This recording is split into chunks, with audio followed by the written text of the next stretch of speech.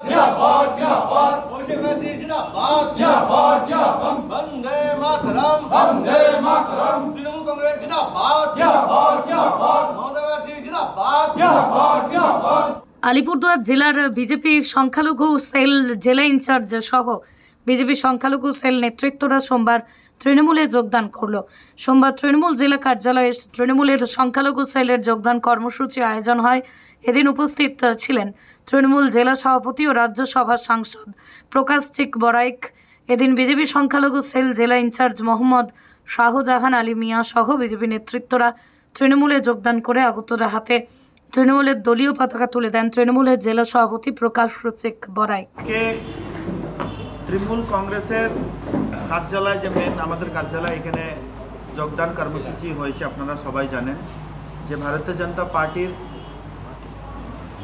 Minority সেলের in charge এবং জেলা সভাপতি ছিলেন মাইনরিটি সেলের, এবং সাজু মিয়া আমাদের কুমারগ্রাম ব্লকেরই, শাহজাহান আলী আমাদের কুমারগ্রাম ব্লকেরই লোক, এবং মোহাম্মদ আব্দুল মিয়া আলিপুরদুয়ার 2 নম্বর, মোহাম্মদ আব্দুল মজুম মিয়া যে 2 নম্বর ব্লক থেকে, এবং ওনার সাথে যে যোগদান করলেন যে এমডি আব্দুল মজিদ মিয়া ভাইস প্রেসিডেন্ট ছিলেন আলিপুরদুয়ার ডিস্ট্রিক্ট মাইনরিটি বিজেপির, কমল গুহ এক্স বুথ প্রেসিডেন্ট, এবং নিখিল চন্দ্র যে মন্ডল এক্স ভাইস প্রেসিডেন্ট ছিলেন কুমারগ্রাম, এরা যোগদান করেছেন।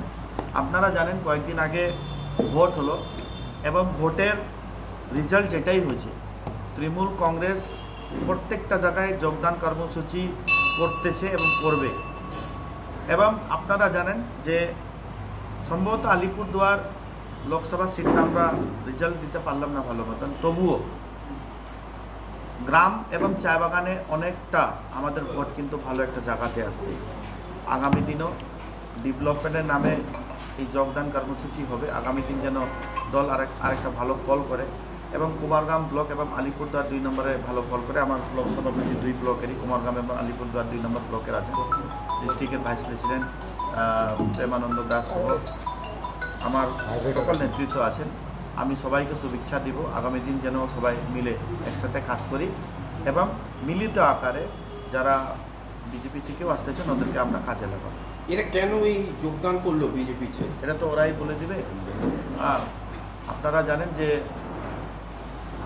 বিজেপির যে কর্মসূচি এবং বিজেপির যে কাজ, দেখেন 5 বছর সাংসদ কে কেউ পায়নি, 2019 থেকে 23, 24 এবং 24 থেকে 29 অব্দিও সাংসদকে কেউ পাবে না আলিপুরদুয়ারে, এটা জানাই আছে। প্রবলেম কি আছে না আছে বিস্তারিতপূর্বক যারা যোগদান করেছে ওরা বলে দিবে। এবং আগেও কিন্তু সাজুদা আমাদের দল করতো, 2016 নির্বাচনের সময় ওরা দল ছেড়েছিল। তো স্বাভাবিকভাবে কুমারগ্রাম বিধানসভাতে আমাদের একটা ভালো ভিত হবে এবং কুমারগ্রাম বিধানসভা এইবারও আপনারা দেখবেন যে আমরা বেশি ভোটে কিন্তু মাইনাস নেই। আগামী দিন ওদেরকে সবাইকে আমরা কাজ করব। ভোট কতজন? ওরা তো লিডার। এখন অঞ্চল বুথ এবং ব্লকে যোগদান কর্মসূচি রেগুলারলি আছে। আপনারা দেখেছেন পরশু দিনও কিন্তু রাজাভাতখোয়া গ্রাম পঞ্চায়েতে অ্যাপ্রক্সিমেটলি 73 জন পরিবার জয়েনিং করেছে। জয়েনিং কন্টিনিউ থাকবে। আমাদেরকে ডেট চাওয়া হয়েছে, অনেক জায়গা আমরা যাইতে পারি না, তবু কন্টিনিউ জয়েনিং থাকবে। সামনে অঞ্চল এবং বুথ ভিত্তিক আমরা 21 জুলাইকে নিয়ে কর্মসূচি করেছি। কালকে আমরা জেলা মিটিং কল করেছিলাম, এখন টার্গেট আমাদের 21 জুলাইকে নিয়ে আছে।